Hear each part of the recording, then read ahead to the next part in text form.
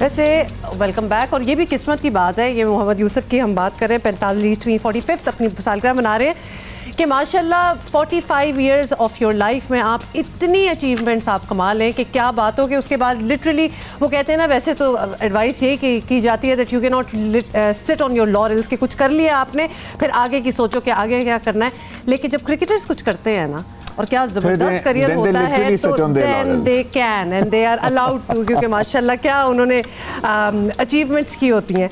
अच्छा जी, more on that later in the show, लेकिन we will start with Kashmir और ख़ास तौर पे खान साहब का कल का जो कौम से खिताब था उसके बारे में भी हम आपको बताएंगे। आपको बताएं कश्मीरियों के हकूक़ की आखिरी लड़ाई लड़ रहे हैं, आखिरी हद तक जाएंगे वज़ीर आज़म इमरान खान का कौम के लिए पैगाम। पाकिस्तान ने तारीख का सबसे बड़ा चैलेंज कबूल किया, पूरी कौम इकट्ठी है। वज़ीर आज़म इमरान खान का कौम से खिताब में कहना था कि नरेंद्र मोदी ने तकब्बुर में बड़ी गलती कर दी और अब कश्मीरियों को आज़ादी होने का तारीखी मौका मिल गया है।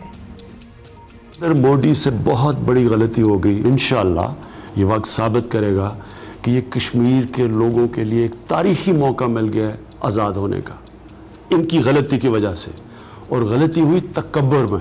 ये अगर मसला जंग की तरफ चला गया तो याद रखें कि न्यूक्लियर हथियार हैं दोनों मुल्कों के पास, और जो न्यूक्लियर जंग है वो कोई भी नहीं जीतेगा। लेकिन ये नहीं कि यहाँ भी तबाही मचेगी, ये दुनिया के ऊपर असर जाएंगे।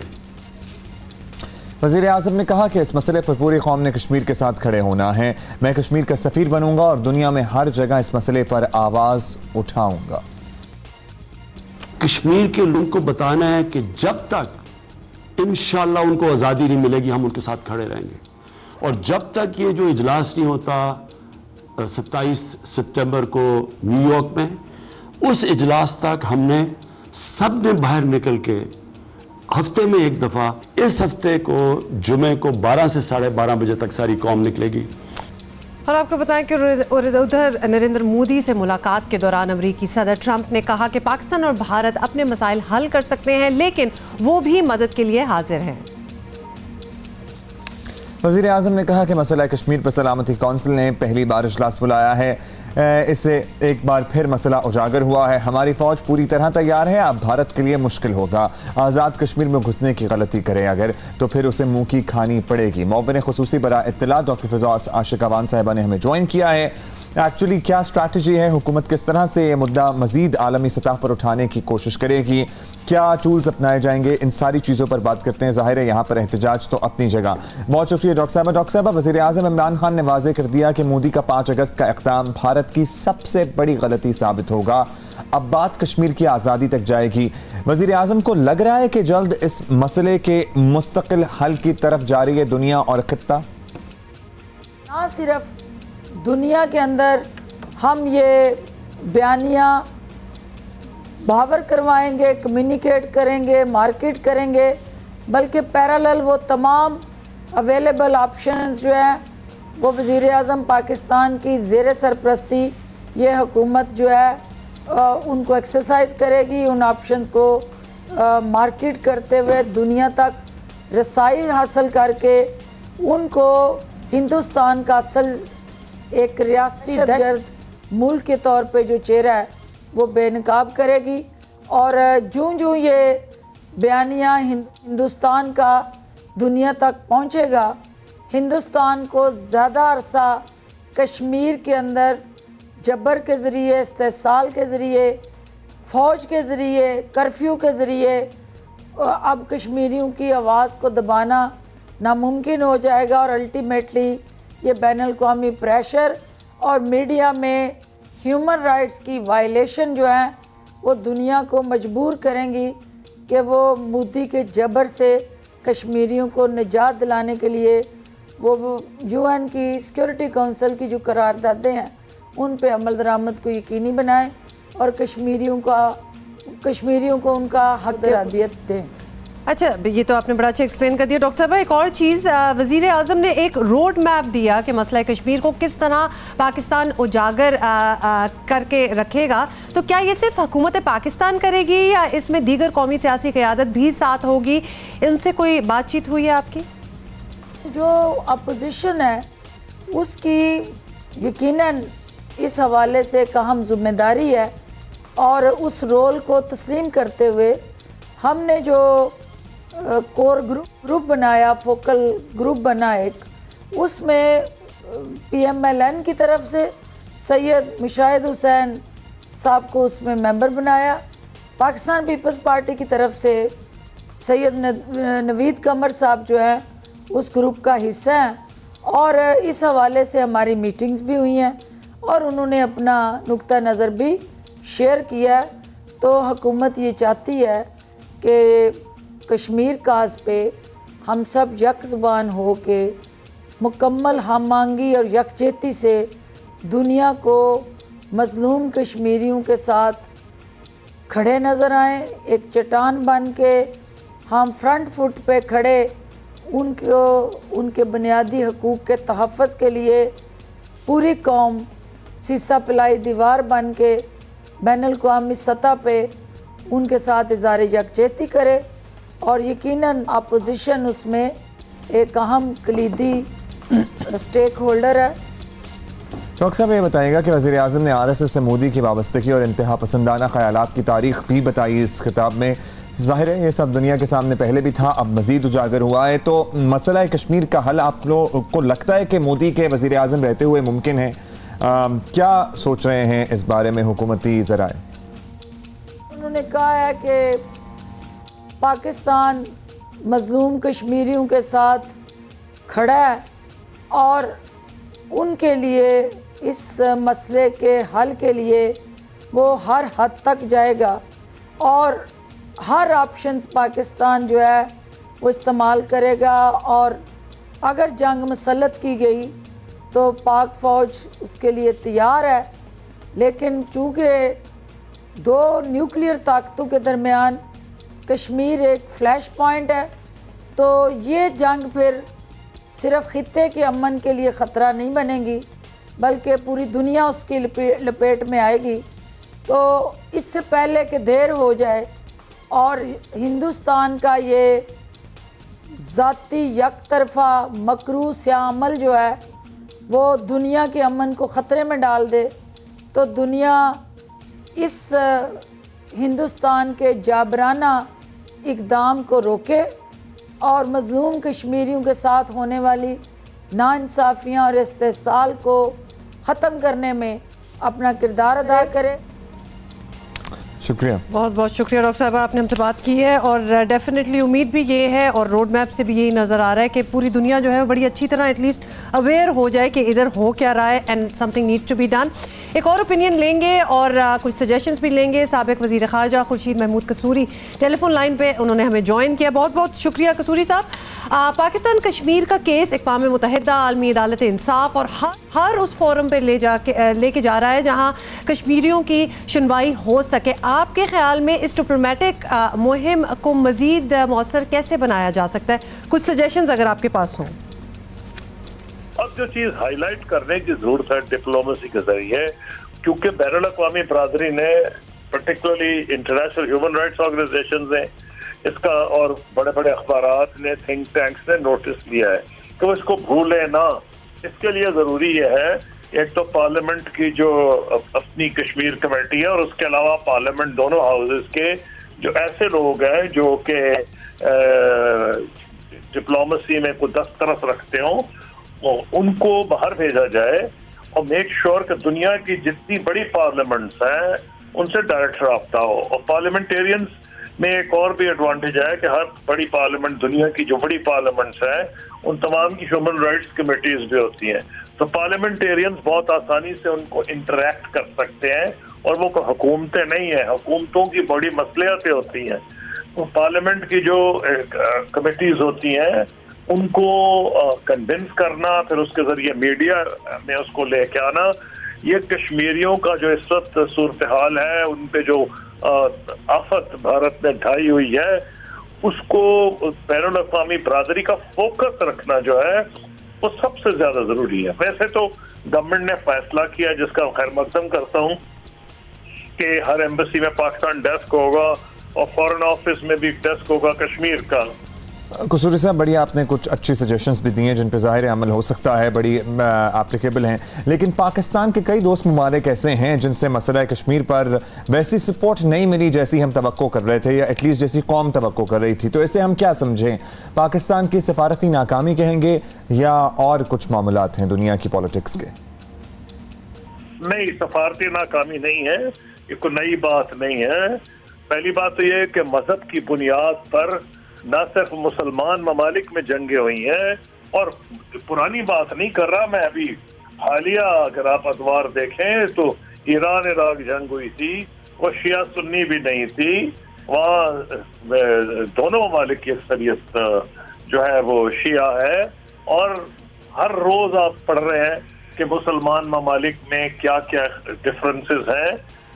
ये को आप देख लें, हिंदुओं का भी जो एक वाहिद सल्तनत है, किंगडम थी, अब तो वो रिपब्लिक बन गई है, नेपाल, उसके कभी अच्छे ताल्लुकात हिंदू इंडिया के साथ नहीं रहे। इसी तरह से चाहे बुद्धिज्म के पैरोकार हो या किसी और मजहब के, अब यूरोप सारा और नॉर्थ अमेरिका क्रिश्चियन है, इस बुनियाद पर पॉलिसीज नहीं बनती, लोग अपने कौमी मफाद में देखते हैं।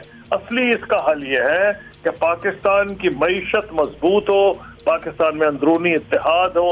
अगर ये सब कुछ हुआ तो आप देखेंगे कि पाकिस्तान की बात में बहुत वजन हो जाएगा।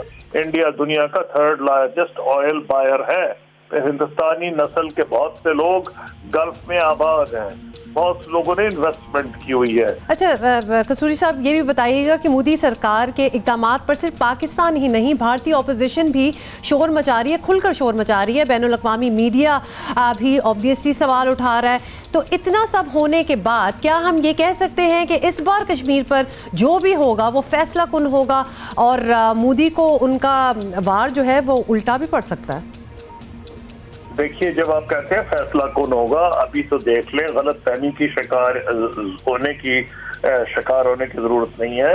अभी हम बात कर रहे हैं कि जो प्रेजेंट सिचुएशन है इसको कूल डाउन करना और कश्मीरियों के हालात को बेहतर करना। तमाम बैनुल अक़वामी बरादरी इसी बात पर लगी हुई है। जहाँ मसला कश्मीर का हल है, वो एक बात वाज़ेह है कि ये जंगों से हल नहीं होगा। मैं बता चुका हूँ, पहले भी अपनी किताब में भी लिख चुका हूँ कि पहले 9 मरतबा, अब तो पुलवामा गिने तो 10 मरतबा, या हम जंग लड़ चुके हैं या जंग के करीब रहे हैं। तो जंग तो ना पहले हुई, इसका नतीजा कुछ हुआ, तो बातचीत होगी डायलॉग से। डायलॉग का इस वक्त नहीं है, मुझे नजर नहीं आ रहा कि होना तो डायलॉग चाहिए, लेकिन इस वक्त जो नरेंद्र मोदी हुकूमत ने जो अपना तेवर दिखाए हैं उसमें, और जो हठधर्मी वो दिखा रहे हैं उसमें मुझे डायलॉग नजर नहीं आ रहा। क्या ये मतलब ये नहीं है कि डायलॉग देर के बाद नहीं होगा? होगा तो रास्ता है डायलॉग, और कुछ भी नहीं है। लेकिन अभी जरूरत इस बात की है कि कश्मीरियों की जो हालत ज़ार है उसको बैनुल अक़वामी मीडिया और ह्यूमन राइट्स ऑर्गेनाइजेशंस को भूलने ना दिया जाए। बहुत शुक्रिया आपका। साबिक़ वज़ीर ख़ारिजा खुर्शीद कसूरी हमारे साथ मौजूद थे। उन्होंने अभी जो स्टेप 1 है वो ये है कि दुनिया को ये बावर कराया जाए कि कश्मीर में हालात कितने बुरे कर दिए हैं इन्होंने वहाँ पर बसने वालों के लिए। तो प्रायोरिटाइज तो ये करना चाहिए कि वहाँ पर हालात थोड़े बेहतर हो जाएं ताकि लोग एटलीस्ट जिंदा तो रह सकें सुकून के साथ। थोड़ा सा ऑब्वियसली कुछ पिछले इंसिडेंट्स भी कोट किए जब पाकिस्तान और इंडिया जो था which was very much close to maybe a war और समथिंग, लेकिन पहले भी नहीं हुआ और होपफुली इंशाल्लाह इस बार भी नहीं होगा और कोई ना कोई हल जो है अच्छा हल for Kashmiri people, at least we can hope कि ये जरूर होगा। कराची की सफाई मुहिम में एक नए किरदार की एंट्री हुई है फाइनली, और एक्चुअली हम खुश हुए कि at least somebody is confident about it. तो हुआ ये जी, कराची की सफाई 3 महीने में करने की बात करके मुस्तफ़ा कमाल ने बड़ा दावा किया है और साबिक नाजिम अपने दौर में बहुत कुछ करके दिखा चुके हैं। तजुर्बे से फ़ायदा तो उठाया जा सकता है डेफिनेटली, बल्कि हम उनको सजेस्ट भी ये कर रहे थे अगर आपके पास कोई आइडियाज़ हैं तो दे। अब तो बिल्कुल ही मैदान में आ गए। साबिक सिटी नाजिम और पाक सरजमीन पार्टी के चेयरमैन मुस्तफ़ा कमाल का कहना है कि कराची में लॉजिस्टिक्स उन्हें दे दे, वो मौजूदा वसाइल के साथ 3 महीने में शहर को साफ सुथरा कर देंगे। और इस पर मेयर कराची ने मुस्तफ़ा कमाल को 3 माह के लिए प्रोजेक्ट डायरेक्टर जो है वो भी तैनात कर दिया है और करते हुए नोटिफिकेशन भी जारी कर दी है इस बात की। So it is confirmed. कमाल मुस्तफ़ा को प्रोजेक्ट डायरेक्टर गार्बेज तैनात करता हूं केएमसी के अंदर। 3 महीने में सारी पावर्स उनको देता हूं, म्युनिसिपल सर्विसेज की सारी पावर्स उनको देता हूं एज प्रोजेक्ट डायरेक्टर गार्बेज। कल से काम शुरू कर दें, 3 महीने के अंदर कराची क्लियर कर दें। केएमसी के पास जितने मसाइल आपको दूंगा मैं।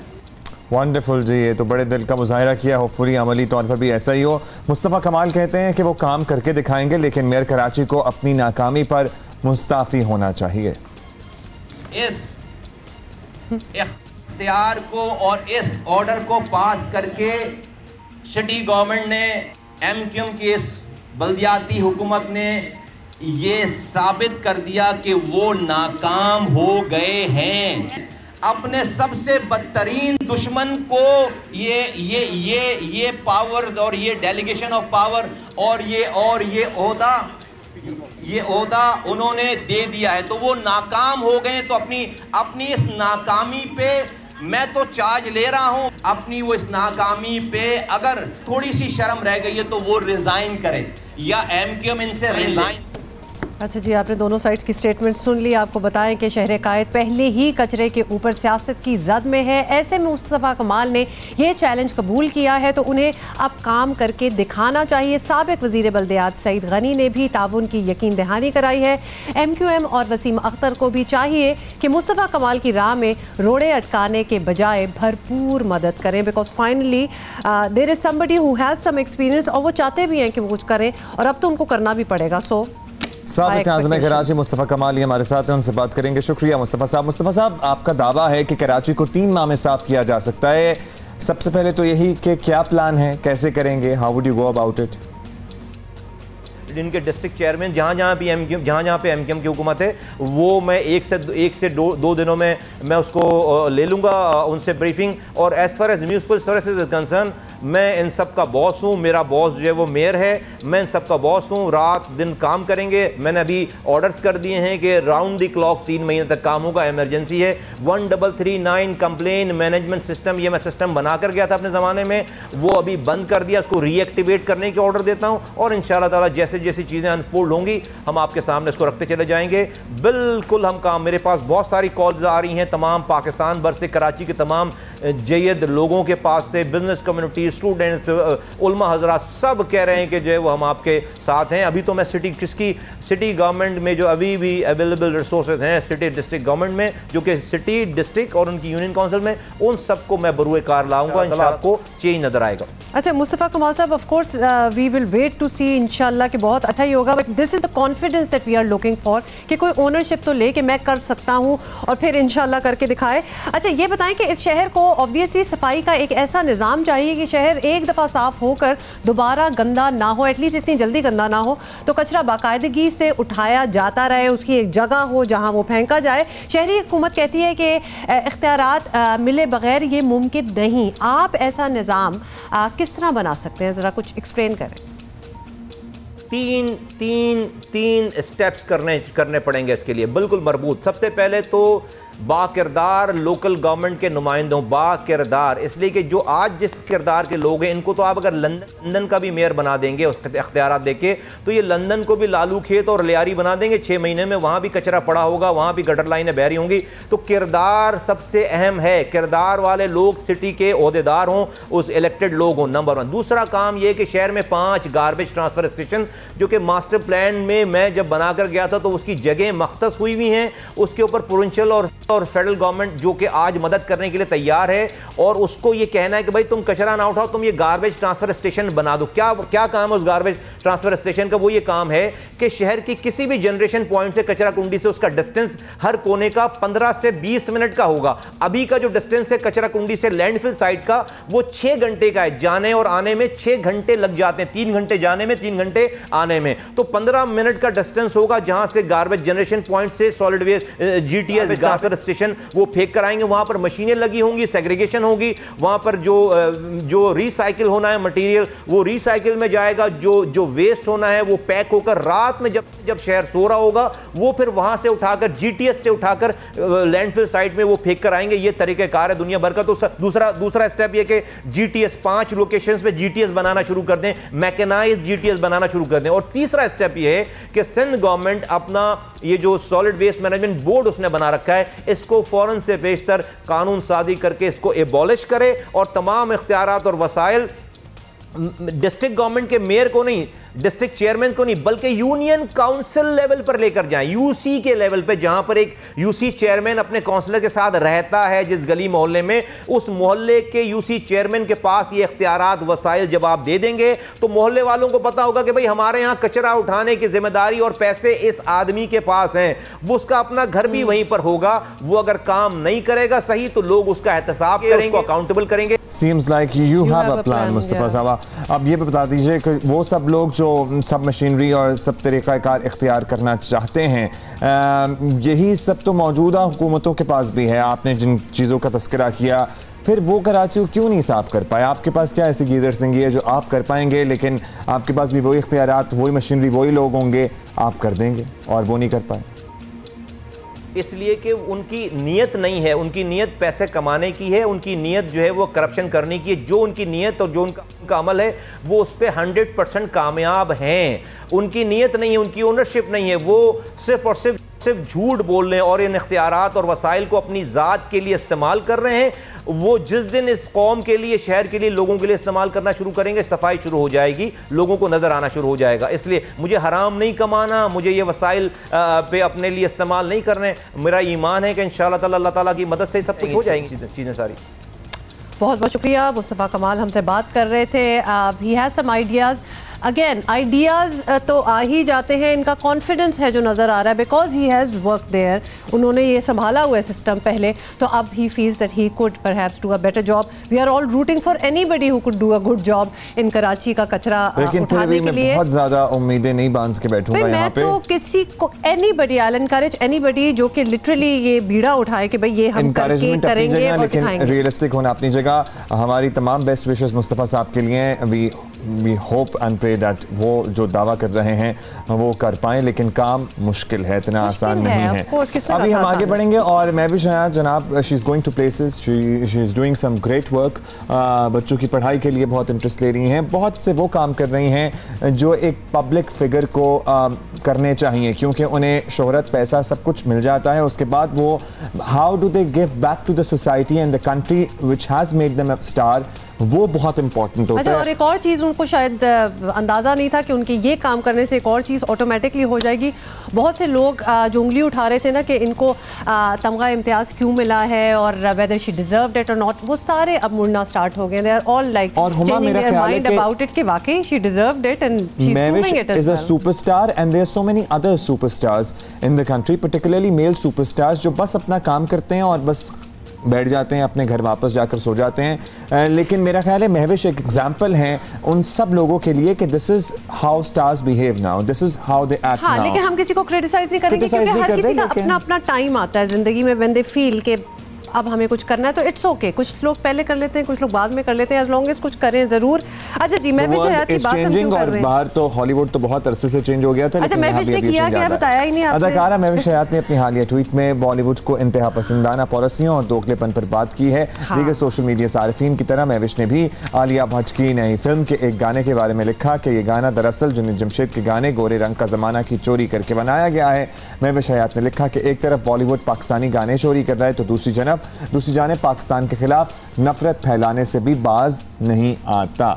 अच्छा जी, और फिर आपको ये भी बता दें कि महविश हयात ने शाहरुख खान की पहली नेटफ्लिक्स प्रोडक्शन जिसका नाम है बार्ड ऑफ ब्लड को भी पाकिस्तान को बदनाम करने और नफरत को हवा देने की कोशिश करार दिया है। एक्चुअली अगर आप वो ट्रेलर देखें ना तो आपको भी यही लगेगा, तब चढ़ जाती है ट्रेलर देख के। बिल्कुल। महविश हयात ने लिखा कि भारतीय फिल्म इंडस्ट्री भी मोदी की शिद्दत पसंदाना पॉलिसियों पर गामजन है, लेकिन वो गाना हम आपको सुनाना चाहते हैं एक्चुअली जो कि जुनैद जमशेद का गाने की कॉपी मारी है। और एक चीज़ जिसके बारे में हमने 2 महीने पहले भी बात की थी, दूध की प्राइसेस कराची में एकदम से इंक्रीज हो गई थी, लेकिन अब लगता है कि they are here to stay, reverse हो गई थी, लेकिन अब they are going to stay. लग ऐसा रहा है, इस पे हम जरा बात करेंगे। कितनी बड़ी हैं कीमतें ये देखना हमें बाकी है कि 10 रुपए बास कह रहे हैं बड़ी है, बास जगह पे हमने देखा 12 रुपए बड़ी है, लेकिन मेजॉरिटी ऑफ प्लेसेस पे 16 रुपए फी लीटर कीमत बढ़ती दिखाई दे रही है। ये सब और बहुत कुछ तो होगा ही, लेकिन सबसे पहले इस घंटे की टॉप स्टोरी।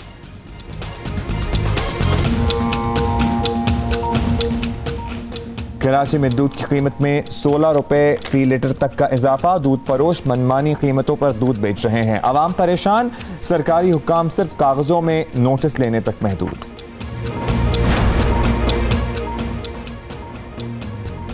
खैबर पख्तूनख्वा में 3, सिंध में भी 2 नए पोलियो केसेस सामने आ गए। मुल्क में पोलियो केसेस की तादाद 58 हो गई। पोलियो फ्री पाकिस्तान का ख्वाब जल्द पूरा होता नजर नहीं आ रहा। और लोग आज भी चुपचाप फर्माबरदार और तावेदार बहू की तलाश में रहते हैं। मिसेस खान के रिमार्क्स माशरती सोच की निशानदही कर रहे हैं।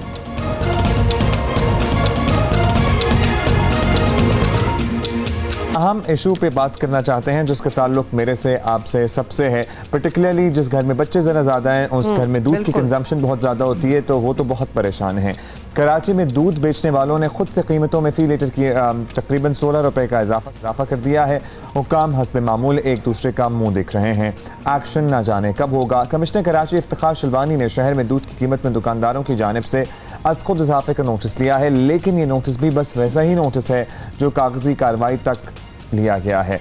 हकीकत यह है कि दुकानों पर दूध की कीमतें 16 रुपए तक बढ़ चुकी हैं। शहर में दूध की फी लीटर कीमत 94 रुपए मुकर्रर की गई थी, मगर अब कितनी हो गई है? अब जी 105 से 110 रुपए फी लीटर तक पहुंच रहे हैं। और जुलाई में आपको याद दिलाएंगे, डेयरी फार्मर्स ने दूध की कीमत में 10 रुपए लीटर इजाफे का ऐलान किया था, लेकिन दुकानदारों ने इसे मुस्तरद कर दिया था। लेकिन अब वो भी मनमानी पर उतर गए हैं, तो ये सब कुछ हो रहा है। So we have 2 guests. पहले तो मैं आपको बता दूँ कौन कौन हमें ज्वाइन कर रहा है। कमिश्नर कराची इफ्तिखार शिलवानी हमारे साथ हैं, हमें वाया वीडियो लिंक ज्वाइन करेंगे। और हमारे साथ बैठे शाकिर गुजर साहब, जो कि फाउंडर और प्रेसिडेंट हैं dairy and cattle farmers association. पहले ज़रा हम कमिश्नर कराची से बात कर लेते हैं। शुक्रिया कमिश्नर साहब, आपने वक्त दिया।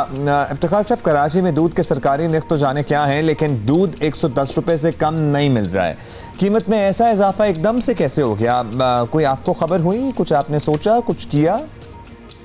देखिए जी, सबसे पहले जो कराची में आप जो 110 की प्राइस पे लोग बेच रहे हैं, बिल्कुल ये गैर कानूनी है। हमारी गवर्नमेंट की तरफ से, कमिश्नर ऑफिस की तरफ से कोई भी कीमत में इजाफा नहीं किया गया।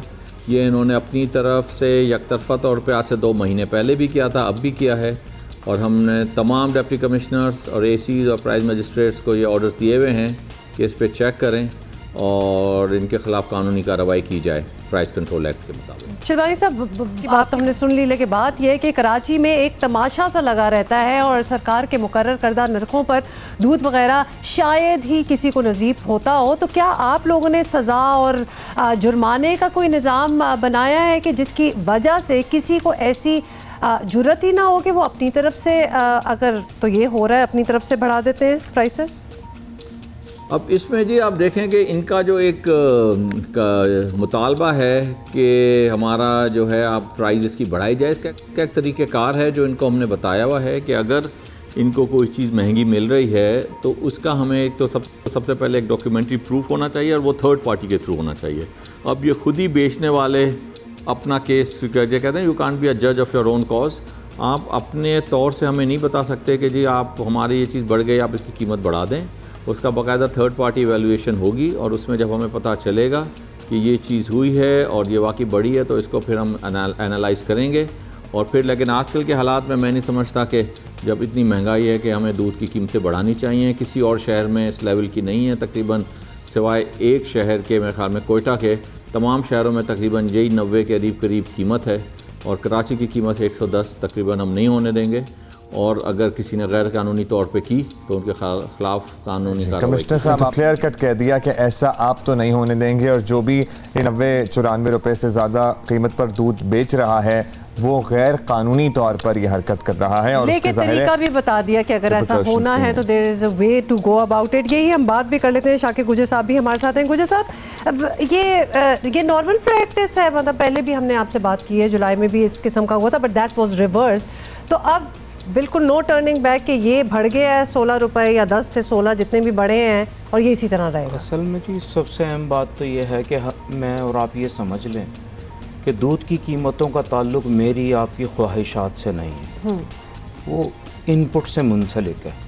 इनपुट्स की कीमत भी मुस्तहकम कर रखे हैं एक जगह पे, हम दूध की कीमतें एक जगह पे ले आते हैं। तो ये तो बड़ा सिंपल फार्मूला है गुज्जर साहब। ये आप अगर जब इन्हें समझाते हैं कि जनाब चारा या दीगर चीज़ें जो हैं उनकी कीमतें नहीं बढ़ेंगी, तो जाहिर है हमें क्या तकलीफ है कि हम दूध की कीमत बढ़ाएंगे। देखें मैं बताऊं आपको कि एक बात तो तयशुदा, जितनी महंगाई आप सब लोगों के लिए बढ़ी, हमारे लिए भी इतनी बढ़ी। और बहुत हैरत की बात यह है कि सिर्फ दूध की कीमतों को मुस्तहकम रखना चाहते हैं, बाकी चीज़ों को आप रोक नहीं सकते।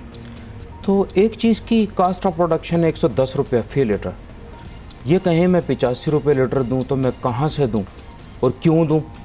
और अगर मैं उस कीमत पर दूँ तो इसका मतलब ये है कि मैं 25 रुपये फी लीटर की अडल्ट्रेशन उसमें करूँ। यही मकसद है ना इनका। तो मैं ये समझता हूँ कि कमिश्नर कराची शहरियों को जहर पिलाना चाहते हैं, हमें मजबूर करके। देखें ये मैंने आपको दरख्वास्त नहीं तो ये तो सर माजरत, ये तो बड़ी ये तो मैं माजरत के साथ ये तो धमकी और ब्लैकमेलिंग के जुमरे में मैं ले रहा हूँ कि अगर मैं 90 या 94 पे दूध बेचूंगा तो मैं जहर ऑलमोस्ट बेचूंगा। ये तो सर जिंदगियों से खेलने वाली बात है। मैं आपको एक बात बताऊँ, जब आप मुझे मजबूर करेंगे कि मेरी चीज़ की कास्ट आ रही है 110 रुपीज़, आप कहें कि 85 रुपये बेचेंगे तो मैं कैसे दूंगा? या मैं दिवालिया होकर वापस चला जाऊंगा? देखिए उसका तरीकाकार है। ये दरख्वास्तें हमने लिखी, 13 दरख्वास्तें कमिश्नर कराची को हमने लिखी। अच्छा, पिछला जो रेट लिया था पिछले साल वो सिंध हाई कोर्ट के अहकामात पे हमने लिया था, और उस फैसले की रोशनी में कमिश्नर कराची तौहीन अदालत के मुर्तकिब हो रहे हैं, क्योंकि उन्होंने कहा था कि जी दूध की जो कास्ट ऑफ प्रोडक्शन है उसके मुताबिक फ़ैसला किया जाए, और तमाम स्टेक होल्डर जिस पे मुत्तफिक हुए हैं वो ये था कि हर 4 माह बाद। गुजर साहब फिर तो अब जो आपने, क्योंकि टाइम कम होता है, मैं इसको नटशल में डाल दूंगी, फिर तो तौहीन अदालत इधर हो रही है। मतलब अगर आप ऑलरेडी बात कर रहे हैं, वो बात नहीं सुनी जा रही है, नहीं मानी जा रही, तो उसको फिर कोर्ट में जाके लड़ा जाए, और जब तक फैसला नहीं आता प्राइसेस जिस तरह है उस तरह रखें, क्योंकि ये कानून है ना, इट्स द स्टेट। अगर एक प्राइस तयन की हुई है तो वो तो एक लॉ ऑफ द जंगल बन जाता है कि भी है एक प्राइस, लेकिन हम वो करेंगे, और शायद आपके रीजंस भी सही होंगे, लेकिन आपको एक प्रॉपर चैनल के थ्रू जाना है। देखें जी हमारे रीजंस तो बिल्कुल सही हैं, आप सब समझ सकते हैं। जितनी महंगाई दुनिया के लिए बढ़ी उतनी हमारी पे, जितना इन्फ्लेशन आप देखें कास्ट ऑफ प्रोडक्शन पे नहीं जाते, लेकिन इन्फ्लेशन रेट के मुताबिक हमारी कीमतों का तयन करते हैं। पर लीटर 16 रुपए बहुत ज्यादा होते हैं सर। देखें जी हम 2, 3, 4, 5 रुपए ये बहुत समझ आता है, लेकिन 16 रुपए पर लीटर तो बहुत ज्यादा होते हैं। असल में जी ये इजाफा हमने कम किया, 18% तक महंगाई बढ़ी है ना, तो 18 रुपये इजाफा होना चाहिए था। और डेयरी फार्मर्स ने जो इजाफा किया है वो किया 8 रुपया 61 पैसे। अगर रिटेलर्स ने उसमें जो इजाफा किया वो किया 16 रुपया। कमिश्नर साहब उसको देखें। सर ये कराची में ही इजाफा हुआ है, बाकी शहरों में जैसे कि कमिश्नर कराची साहब पेशावर अगर आप देखें तो उनके तो क्वेटा में वो कह रहे हैं कि शायद ज्यादा है, बाकी शहरों में लाहौर और पेशावर और इस्लामाबाद, रावलपिंडी। पेशावर में हमने एहतजाज का ऐलान कर दिया है क्योंकि हमारी लाहौर में कितने रुपए लीटर दूध बिक रहा है इस टाइम? देखें 120 रुपए लीटर फरोख्त हो रहा है वहाँ खालिस दूध जो है। खालिस की नहीं, वैसे तो कोई खालिस की डेफिनेशन तो बहुत ही एम्बिगुअस है। देखिए मैं बताऊं आपको, प्राइस कैपिंग से आजाद कर दिया गया पंजाब में, वहां पे ये छापे गिरफ्तारियां नहीं हैं। आपने जब खालिस कहा तो आई एम सॉरी, मुझे क्लैरिटी चाहिए, कितने किस्म के दूध होते हैं? मतलब हम तो यही समझते हैं एक ही दूध है और खालिस है। पंजाब फूड अथॉरिटी की कार्रवाइयां आपके सामने हैं, बहुत ज़्यादा अडल्ट्रेशन है पंजाब में। कराची के अंदर सबसे अच्छा दूध यूँ है क्योंकि इंटरनेशनल सिटी है और पूरे मुल्क में सबसे ज़्यादा जो जानवर हैं एक जगह दूध देने वाले, यहाँ 29 छोटी बड़ी कैटल कॉलोनीज़ हैं, जिसकी वजह से जो है ना यहाँ अच्छे से अच्छा जानवर हम लाते हैं और शहर को खालिस दूध की तरसील करते हैं। और अगर हमें मजबूर किया जाएगा कि जी हम कीमतें 85 रुपये फ़ी लीटर रखें तो हम क्या करेंगे? हम सिंध हाई कोर्ट का ज़ाहिरी सी बात है दरवाज़ा खटखटाएंगे दोबारा, या फिर हम पुरअमन एहतजाज पे जाएंगे। नहीं, अभी आप क्या करने वाले हैं? अभी हम सिंध हाई कोर्ट का दरवाज़ा खटखटाएंगे, तो तब तक तो सर मेरा ख्याल है फिर आप कीमतें बरकरार रखें। असल में जी देखें, ये डेयरी फार्मर्स का फैसला है, मैं अकेला तो इस तो आप तो प्रेसिडेंट हैं उस डेयरी फार्मर एसोसिएशन में, पर बात यह है कि मैं एक इज्तिमाई फैसले को इनफरादी हैसियत में तो वापस नहीं ले सकता। पहले हम 3 मरतबा इस फैसले को वापस ले चुके हैं, क्योंकि रमज़ानुल मुबारक से पहले भी हमने ऐलान किया था 26 रुपये फ़ी लीटर का।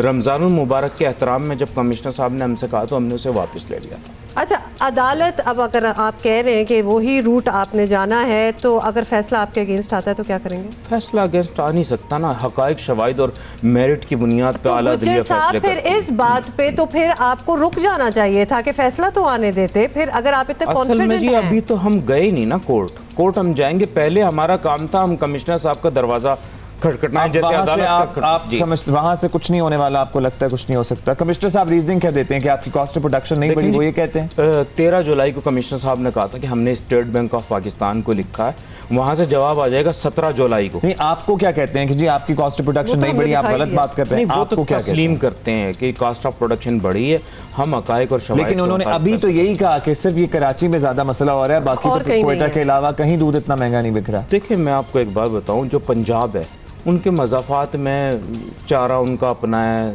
अजनास उनके तमाम अपने हैं, वहाँ पे कास्ट आती कम है। कराची के अंदर हर चीज़ बैरून कराची के मज़ाफ़ात में या अंदरून सिंध से या पंजाब से अजनास भी हम वहाँ से मंगाते हैं, घास, चारा, दीगर तमाम चीज़ें हम पंजाब और अंदरून सिंध पर डिपेंड करते हैं। अच्छा, ये सॉरी गुजर साहब, ये बात इतनी कन्विंसिंग नहीं लगी, ख़ास तौर पे क्योंकि हम पूरे मुल्क में अगर कंपैरिजन कर लें तो फिर ये कुछ कन्फ्यूज नहीं। और दूसरी बात जो मैं थोड़ी सी परेशान हुई है, ये खालिस और नॉन खालिस दूध का डिफरेंस भी मुझे थोड़ा सा अभी भी मैं दुकान पे जाऊंगा तो 2 तरह के दूध मिल रहे हैं। नहीं जी, एक तरह कराची जैसे दूध पूरे मुल्क में नहीं है जी, बहुत अच्छा दूध है क्योंकि हाई कंसंट्रेट देते हैं यहाँ के फार्मर्स जो हैं, और बहुत बेहतरीन दूध है। अच्छा चले, अच्छा जी, शाकिर उस्मान उमर गुजर साहब हमारे साथ मौजूद है, थैंक यू। लेकिन कराची जैसा दूध वैसे वाकई पूरे मुल्क में नहीं है, क्योंकि ये मेरी अम्मी भी कहती हैं। अच्छा, लेकिन मैं यहाँ ज़रूर कहना चाहूँगी, ये वही बात होगी, with all due respect to Gujjar साहब, कि you can not take the law in your hand. ये वही बात होगी जब एक प्राइस तयन की गई है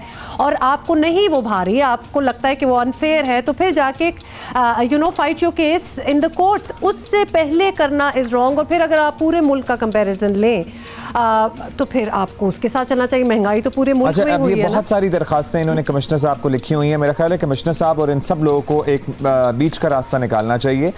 वो भी ये अपने नंबर्स के साथ जाते हैं, कमिश्नर साहब अपनी रिसर्च टीम के साथ अपने नंबर्स के साथ आएँ। इस इंडस्ट्री के साथ भी एक बहुत बड़ी हज़ारों मजदूर मुंसलिक हैं, लाखों लोगों का रोज़गार वाबस्ता है, और ये इंडस्ट्री ऐसी तो है नहीं कि बंद हो जाए और मुल्क या शहर सर्वाइव कर जाए। तो it has to be sorted out, वरना तो आपको पता है कि आपको समझ भी नहीं आएगी वो प्राइस पे इस तरह आप इस इशू पे किसी एक पार्टी को बिल्कुल सरासर गलत और दूसरे को दुरुस्त नहीं करार दे सकते। There has to be a middle ground in it, और ये मामला हल तलब है और फौरी हल तलब है। खालिस दूध एंड नॉन खालिस दूध, जब भी हम दूध लेने जाते हैं तो हमें वो एक ही क्वालिटी का नजर आ रहा होता है, तो लिहाजा अब तो लग रहा है कि 2-3 क्वालिटीज़ हैं। अब तो लग रहा है कि वो एक खालिस सुप्रीम होता है और उसके बाद फिर बाकी होते हैं। तो that I am a little concerned. एक बात बताऊं, पंजाब फूड अथॉरिटी की कार्रवाइयाँ बहुत ज़्यादा होती हैं और वो बिल्कुल दुरुस्त होती हैं, क्योंकि आप लाहौर शहर में अगर आप दूध की क्वालिटी देख लें, जो खातून खाना होती है ना, दूध उबाल के उन्हें पता लग जाता है कि दूध की क्या क्वालिटी है। तो कराची में as compare to Lahore and other big cities of Punjab दूध बेहतर मिलता है यहाँ पे पंजाब में। वो क्या कराची में, कराची में। ओके जी, आप दही जमा के देख लें, यहाँ दही बेहतर जमता है। और राइट, ओके, कोई एक मसला हो तो उस पर बात करें। अगला मसला जो आ गया है उस पर भी तो हमने बात करनी है। अच्छा जी, अब्दुल्ला आप बताएं। अच्छा जी, आज के दौर में, कल वैसे हमने प्रोग्राम को शुरू में जिक्र कर दिया था, बहू में गैर मशरूत फरमाबरदारी, अतात और ताबेदारी जैसी खुसूसियात तलाश की जा रही हैं।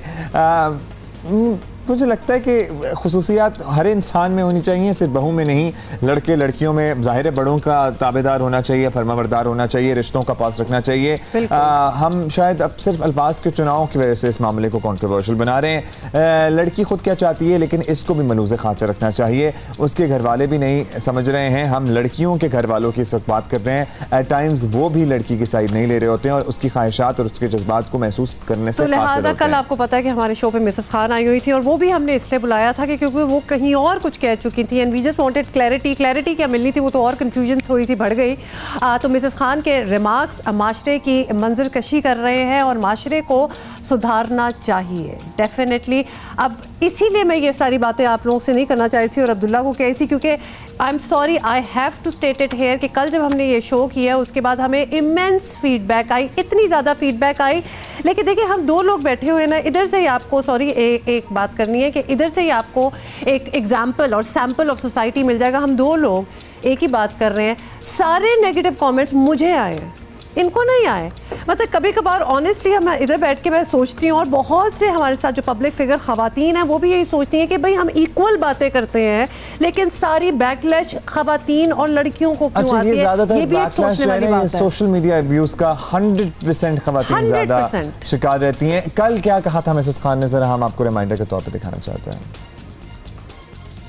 आजकल की लड़कियां ज़रा सी इजाज़त अगर कह देंगे हम जा रहे हैं, इतना जा रहे हैं, and they should be allowed. ये नहीं कि अगर माँ के घर जा रहे हैं तो तुम लोग नहीं जा सकती है वो, लेकिन तरीक़े से इजाज़त लो, जाओ। पूरी बात ये थी कि लड़कियां के ज़्यादा कॉम्प्रोमाइज़ करेगी तो उसका घर बना रहे, लेकिन जब आप घर में बसी रहेगी।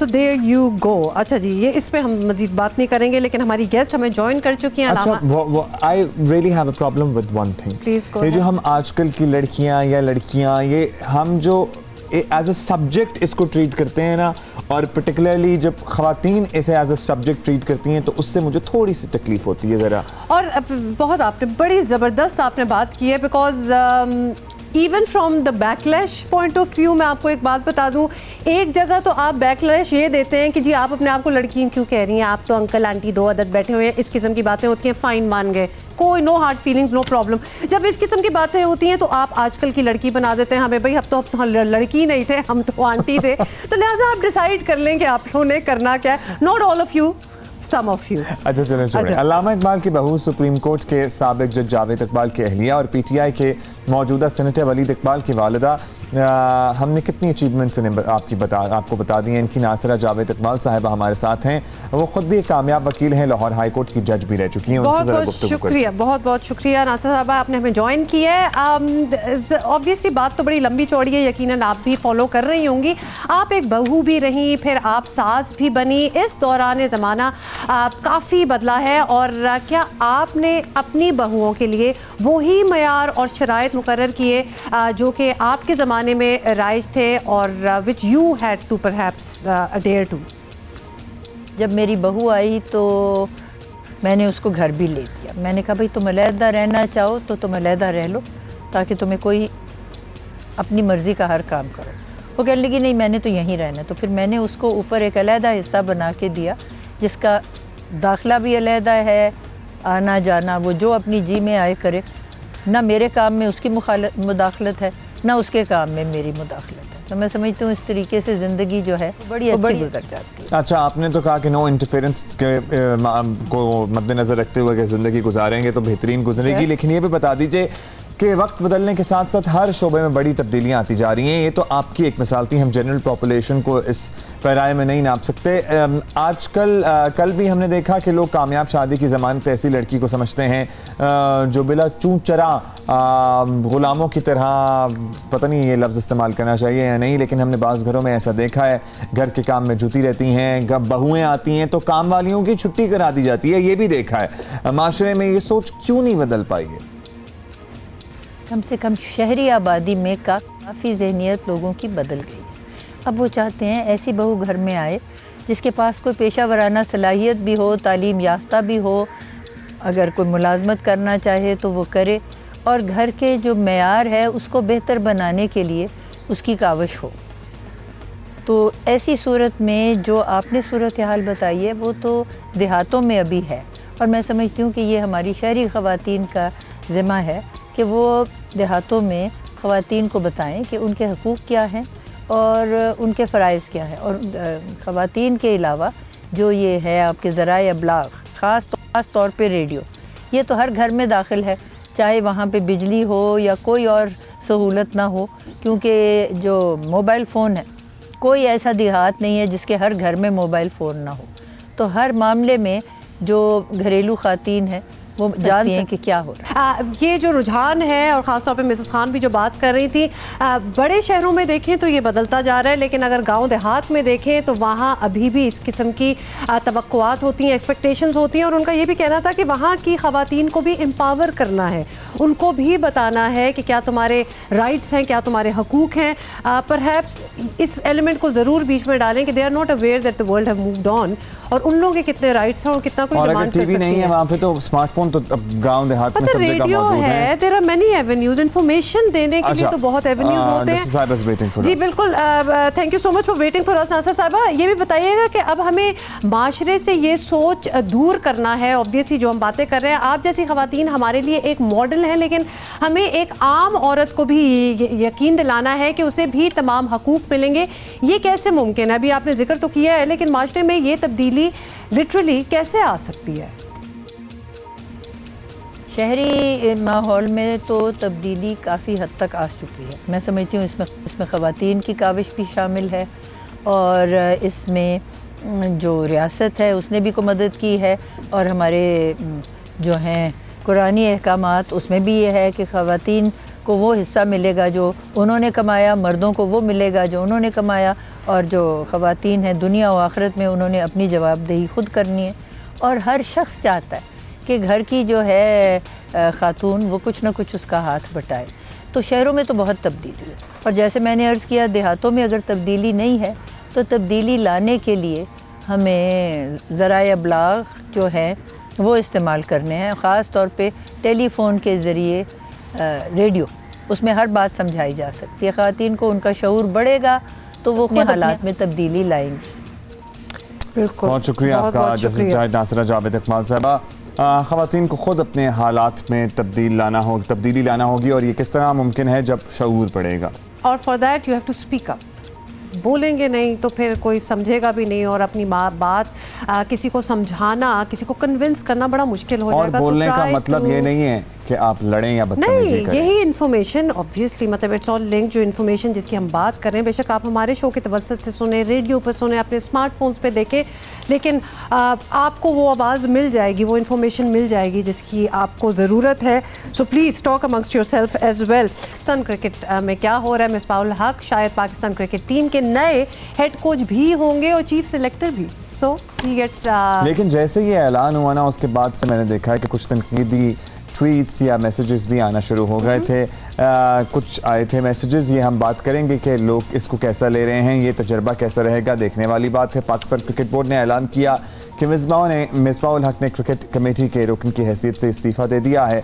मिसबाहुल हक कौमी क्रिकेट टीम के हेड कोच के ओहदे के लिए दरख्वास्त जमा कराने के लिए क्रिकेट कमेटी से मुस्ताफ़ी हुए हैं। मिसबाहुल हक हेड कोच के लिए मजबूत तरीन उम्मीदवार समझे जा रहे हैं। उन्हें चीफ सेलेक्टर की जिम्मेदारी भी सौंपी जा सकती है। उन्होंने कहा कि दरख्वास्त जमा करवाने से कबल ही ओहदे के लिए अपना नाम गर्दिश में देखना खासा दिलचस्प रहा। पाकिस्तान क्रिकेट बोर्ड ने कौमी क्रिकेट टीम के हेड कोच की खाली आसामी के लिए 9 अगस्त को इश्तिहार जारी किया था। दरख्वास्त में जमा कराने के लिए आखिरी तारीख 26 अगस्त मुकर्रर थी।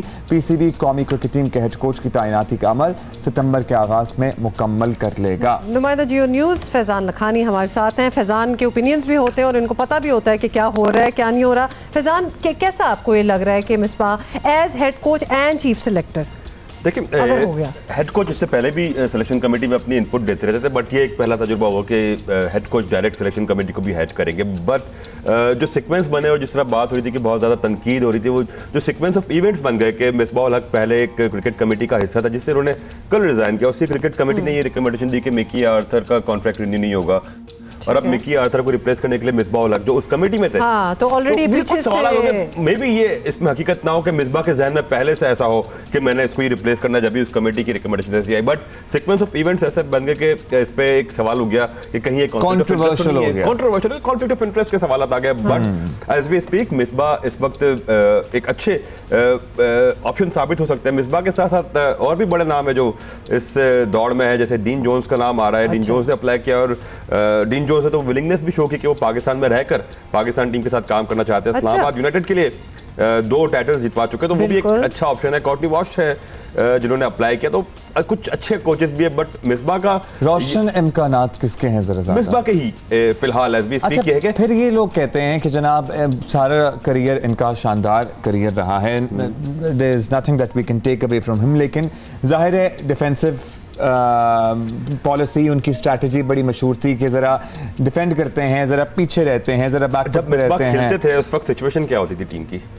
हाँ, ये भी बात सोचने 40 पे 4, उस पे आप ये तो उसमें आप एग्रेसिव नहीं हो सकते, ठीक है ना। बट ये कि मिसबा ने बड़ी रिस्पेक्ट अर्न की और कोचिंग एक ऐसा पोजीशन में आ रहे हैं जहां पे ये इनकी एक इमेज खराब भी हो सकती है, क्योंकि बड़ा एक मुश्किल जॉब है। आप देखें मिकी आर्थर के साथ जितनी कोशिशें कर लें, क्या हुआ वकार यूनिस इससे पहले थे, उनके साथ इतने बड़े स्टार जब कोच थे, लेकिन उनके साथ क्या हुआ, इंतजाम जब थे चीफ सेलेक्टर, कितने बड़े प्लेयर, लेकिन कितनी उनको बड़ी ट्रिकी पोजीशन है। व्हाई वुड, पहला सवाल तो ये होता है, why would anybody want to be in that position unless obviously वो कंट्रीब्यूट करना चाहते हैं, लेकिन खुद खेलने में, बहुत अच्छा खेलने में और किसी और को कोच करने में, खिलाने में बहुत फर्क होता है। तो आपको लगता है कि ये उस रोल में, I mean we have nothing to take from in the sense कि मिसबा मतलब लेजेंडरी एक क्रिकेटर रहे हैं, लेकिन इस पोजीशन में वो इतने लेजेंडरी रह सकते हैं? इंटरनेशनल क्रिकेट पर आने के बाद कोचेस का ये काम नहीं होता कि वो प्लेयर को बताए कि बल्ला कैसे पकड़ना है, बैट स्विंग क्या करना है।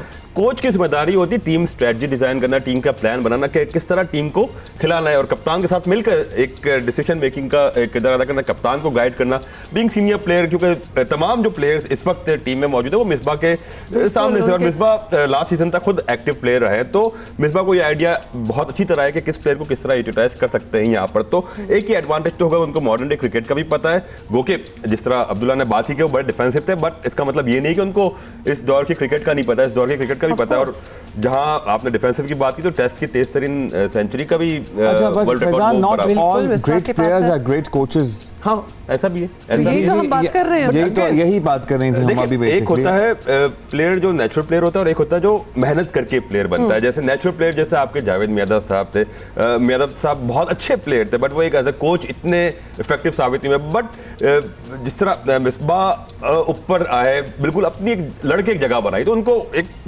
ये कह ले कि उनमें वो जज्बा है, वो तजस्सुस है कि किस तरह जीरो से ऊपर आना, वो अच्छा फैजान ये भी बताएं वकार यूनिस के हवाले से, अब ऑब्वियसली उन्होंने भी किया हुआ है apply for head coach and bowling coach as well. Bowling coach वो ज्यादा इंटरेस्टेड बॉलिंग कोच के लिए ये, और उसी ओहदे के लिए। अब देखिए जिस तरह डीन जोन्स भी है, मिसबा भी आ गए या वकार भी आ गए, ये पीएसएल की एक फ्रेंचाइज के साथ भी वाबस्ता है। अगर तीनों आ गए तो मेरे ख्याल से मतलब बड़े वेल ऑयल्ड हैं वो, अभी एक दूसरे से काफी अच्छे जेल्ड हैं, तीनों एक दूसरे के साथ काम कर चुके हैं, एक दूसरे के काम करने का तरीका पता है, और एक विनिंग कॉम्बिनेशन ऑफ कोचेस बना हुआ है। ये तो एक अच्छा अगर होता है तो पाकिस्तान टीम के लिए फायदा ही होगा। कोई इस पर हर्ज नहीं कि डीन जोन्स को भी साथ रखे, मिसबा को भी साथ रखे, एक एडिशनल पोजीशन बन सकती है कि टीम डायरेक्टर का इजाफा हो जाए, जिस तरह दीगर टीमों में इंग्लैंड में ही तजुर्बा हो चुका है, इंडिया में ही तजुर्बा हो चुका है, तो कोच के साथ एक टीम डायरेक्टर का भी अगर ओहदा आ जाए तो इसमें कोई तो पूरा प्लान ही बना के दे दिया पीसीबी को। फैजान अब ये बता दें लास्टली, लेकिन क्विकली, ये माशाल्लाह हम बेन स्टोक्स के फ्राइड चिकन का और पास्ता का तस्करा तो कर रहे थे, but I am sure this must be once in a blue moon, क्योंकि उनके बच्चे और फैमिली आई हुई थी। हमारे यहाँ अभी तक ये जो डोमेस्टिक लेवल है और एकेडमी लेवल पे बिरयानियाँ, नान, मैं अब आपको यहाँ पे फर्क बताऊँ। हमारे यहाँ खबर बनती है जब इन पर पाबंदी लगती है प्लेट से खानों पर, वहां पर खबर बनती है कि जब वो खाना को ये वाले खाने मिलते हैं। तो देखिए ये एथलीट्स के लिए ये खाने नहीं होने चाहिए, एक बार खा लिए तो ठीक है, बट एथलीट्स को पता होना चाहिए, कोई ऊपर से आके ये बैन ना करे हॉकी फेडरेशन या क्रिकेट बोर्ड या कोई कोच आकर यार आपको नहीं खाना, ये एथलीट्स को पता होना चाहिए। हमारे यहाँ हमारा कल्चर स्पोर्ट्स का ऐसा बन चुका है कि जब इन पर बैन लगता है तो खबर बन जाती है बाहर, क्योंकि एक स्पोर्ट्स कल्चर है, एथलीट्स को पता है कि उन्हें क्या करना है, तो वो उनके लिए खबर हो जाती है कि यार आज इसने रूटीन सेट के काम किया। Thank you. Alright, फैजान, अच्छा लेकिन in defence of all the foodies मैं ये ज़रूर कहना चाहूँगी कि किसी चीज़ की आपको आदत होती है और आपको वो एनर्जी, वो हिम्मत ही नहीं आती, if you haven't had your fill, तो आपको वो खाना होता है।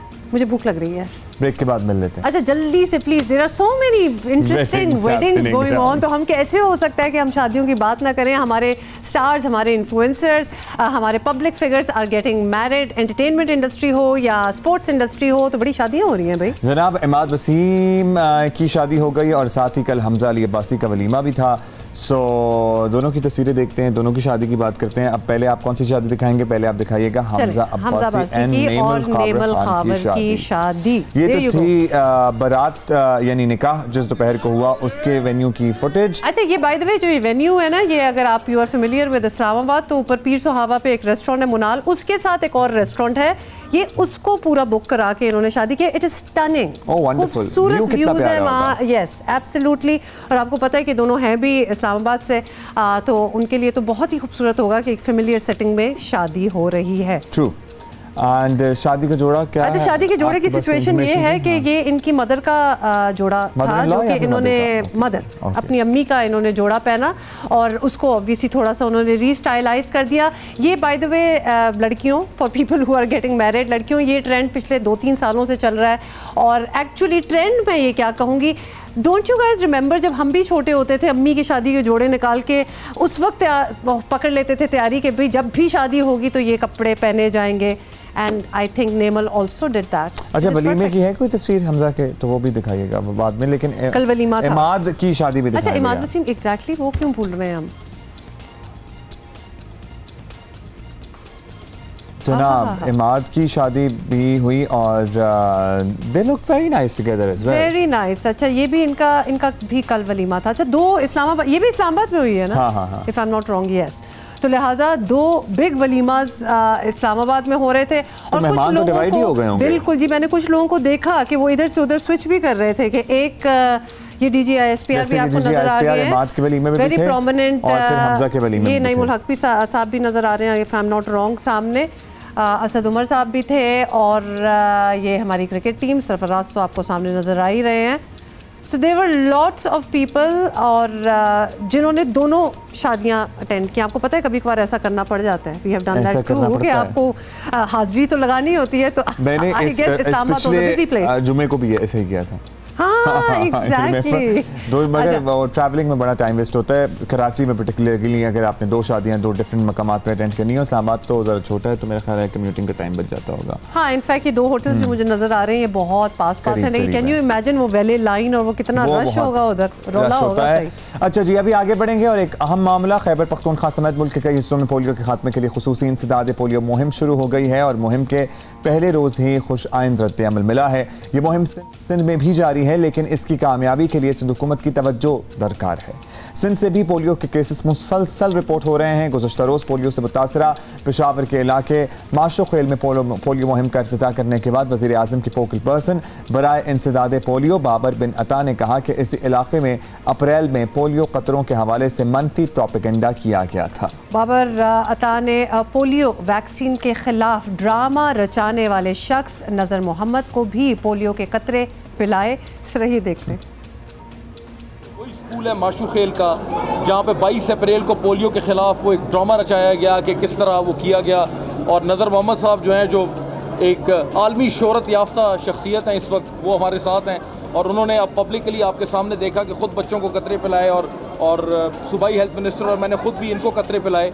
और ये बेसिकली यही वो नया पोलियो प्रोग्राम है जिसका हम चाहते हैं कि उसको इम्प्लीमेंट किया जाए।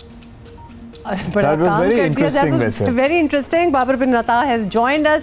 सबसे पहले तो बाबर, ये हमें देख के बड़ा ही अच्छा लगा क्योंकि ड्रामा जो थे जिन्होंने किया था, हम भी सोचे थे इनके साथ किस तरह डील किया जाए। आपने अच्छा किया। अगला मरहला क्या है ये बताएं कि अब आपकी तवज्जो किन इलाकों की तरफ होगी और वहाँ लोगों से क्या ताउन चाहेंगे आप? जी, पोलियो वायरस जो है ना, ये कोई रॉकेट साइंस नहीं है। आपने कोई मरीज पर सियारे को नहीं पहुंचाना किसी चीज को। ये एक्चुअली जहां पर भी आपको बच्चे जो है वो अनवैक्सीनेटेड मिलेंगे, उसकी निशानदही होगी गटर के पानी से, उसकी निशानदही होगी पोलियो केसेस से। इस वक्त प्रायोरिटी वाइज आप मुझसे पूछना चाहते हैं तो जो अगले आप वो 4 से 5 माह का एरिया जिसमें आप पोलियो वायरस को बिल्कुल कत्ल करके खत्म कर सकते हैं, वो शुरू होता है नवंबर से और खत्म होता है अप्रैल में जाके। इस 5 से 6 माह के पीरियड में प्रायोरिटी के लिहाज से पहला जो सबसे इंपॉर्टेंट है, बन्नू में पोलियो वायरस के आउटब्रेक को रोकना। दूसरा पेशावर में पोलियो वायरस सर्कुलेशन जो कि गटर के पानी में, उसको रोकना। तीसरा कराची बहुत इंपॉर्टेंट है, वहां पे UC4 गुजरो गडा मच्छर कॉलोनी, इधर गटर के पानी में पोलियो वायरस जो फैला हुआ है, इसको रोकना। उसके बाद लाहौर में भी आउटफॉल के इलाके हैं, लाहौर आउटफॉल की 16 यूनियन काउंसिल्स हैं, वहां पे वायरस पाया जाता है, इसको रोकना। कोयटा में पाकिस्तान अफगानिस्तान चमन और ये कोयटा के इर्द गिर्द के नवाही इलाके जो हैं, यहाँ पे रोकना, ये आपका मेन टारगेट है। और ये टारगेट कौन सेट करता है? ये हर 20 से 25 दिन बाद हम इन इलाकों से गटर के पानी के नमूने हासिल करते हैं, उससे हमें मिकदार का पता चलता है कि किस मिकदार में वायरस मौजूद है इन शहरों के गटर के पानी में। अच्छा बाबर, ये बताइएगा कि खैबर पख्तूनख्वा से पोलियो के सबसे ज़्यादा केसेस आए और इसीलिए यहाँ ज़्यादा तवज्जो भी दी जा रही है। सिंध में भी लेकिन मजीद पोलियो के केसेस कल रिपोर्ट सामने हुए हैं। सिंध के लिए क्या प्लान है आप लोगों का? जी, ये याद रखिएगा कि पोलियो केस आना जो है वो बीमारी की अलामात है। बीमारी बजाते खुद जो है वो गटर के पानी में मौजूद वायरस है। इस वक्त पाकिस्तान में जो पोलियो वायरस P1 है उसकी 3 सब स्ट्रेन्स मौजूद हैं, जिसको हम जेनेटिकली पता लगा सकते हैं कि ये कहाँ का है। तो ये बहुत जिम्मेदारी से मैं आपको ये बात कर रहा हूँ कि कराची में भी जो इस वक्त वायरस पाया जाता है उसकी जीनियाती जो हैसियत है वो काफी मिलती जुलती है उस वायरस से जो कि खैबर पख्तूनख्वा में बच्चों को माजूर कर रहा है। बहुत शुक्रिया आपका बाबर बिन अता। अच्छा जी, हमने ये भी बताया था कि सिंध से भी कुछ केसेस निकल आए हैं, खासतौर पे हैदराबाद का भी जिक्र हुआ था। रहनुमा PPP और सूबाई वजीर बराए तरक्की निस्फा शैला रजा हमारे साथ हैं, उनसे बात करते हैं। शैला साहबा, हैदराबाद से पोलियो के 2 केसेस सामने आए हैं, सिंध में भी ये बीमारी अभी ख़त्म नहीं हुई, तो हुकूमत सिंध को इसकी वजह क्या नज़र आती है और करना क्या है? जब यूसुफ रजा साहब गिलानी साहब वज़ीर आज़म थे तो मैं खुद पोलियो की स्पोक पर्सन थी सिंध की, और हमने मोहल्लों में जाके प्रोग्राम किए थे जहाँ से रिफ्यूज़ल आ रहा था। लेकिन अब जो नए केसेस आए हैं अफसोस की बात है, और कोशिश तो पूरी है, लेकिन लोग जो हैं वो पता नहीं क्यों अपने बच्चों से दुश्मनी निकालते हैं और लोगों की बातों में आ जाते हैं। और मैं आपके तवज्जुह से बिल्कुल जाहिर है कि कैंपेन तो चलनी चाहिए, लोगों को समझाने की ज़रूरत है अगर लोग ऐसा कर रहे हैं तो। शैला साहब, पोलियो कौमी सतह का मसला है और हमें एक कौम के तौर पर इसे शिकस्त देनी है। आसिफा भुट्टो मौजूदा हुकूमत के लोगों के साथ इस मुहिम में बड़ी बढ़ चढ़ कर ज़ाहिर नज़र भी आई थी। हमें इसे बढ़ाएं और ज़्यादा बढ़ाएं तो और अच्छा नहीं होगा? क्या मुमकिन है, इस बारे में क्या पॉसिबिलिटीज़ है? बिल्कुल, हम जैसे ही उन्हें कहेंगे, लेकिन मेरे ख्याल है हमसे पहले ही मेरी परसों मुलाकात हुई है और सारे मिनिस्ट्रीज से उन्होंने ब्रीफिंग भी ली कि हमें कहाँ पे काम करना चाहिए, कहाँ पे नहीं करना चाहिए। तो उसमें इम्यूनाइजेशन जो थी उस पर भी बात रही है काफ़ी देर, और ऐसी कोई बात नहीं है कि वो अपनी तवज्जो हटा चुकी हैं। लेकिन बात वही है कि ताली दोनों हाथ से बचती है। हुकूमत अगर कुछ कहती है, हुकूमती नुमाइंदे अगर कुछ कहते हैं, वो नुमाइंदे जो हुकूमत के नहीं हैं लेकिन अवाम में अपनी मुख्तलिफ़ वजूहात से मकबूलियत रखते हैं, हर एक दरख्वास्त कर रहा है लोगों से कि खुदारा अपने बच्चों को पोलियो के ख़तरे पिलाएं। तो मैं भी दरख्वास्त करूँगी, क्योंकि पोलियो लाइलाज है और पोलियो का से छुटकारा जब ही मुमकिन है जब हम पोलियो से बचाव की तदाबीर जो हैं वो इख्तियार करें। ये वायरस है, अगर एक बच्चे को हुआ तो वो तकरीबन 300 बच्चों को इफ़ेक्ट कर सकता है। तो अपने बच्चों के साथ के बच्चों का भी ख्याल रखें। चलें, आपने कहा कि जब आप कहेंगे, जब आप लोग कहेंगे वो मैदान अमल में आ जाएंगी। मेरा ख्याल है इट्स हाई टाइम कि कह दिया जाए। हाँ, तो इन प्रिंसिपल सारे सोचते एक ही तरह हैं कि बिल्कुल ख़त्म होना चाहिए, but things need to be done definitely. अच्छा जी, this is all the time we have for today and we are going to see you tomorrow. आप हमें ट्वीट करके बताइएगा कि आपके इलाके में दूध कितने रुपए फी लीटर पर्टिकुलरली कराची में मिल रहा है। And also it seems like forecast है कि कल परसों शायद कुछ कराची वालों थोड़ी थोड़ी बारिश हो सकती है। मोर ऑन दैट टुमारो। खुदा हाफिज़।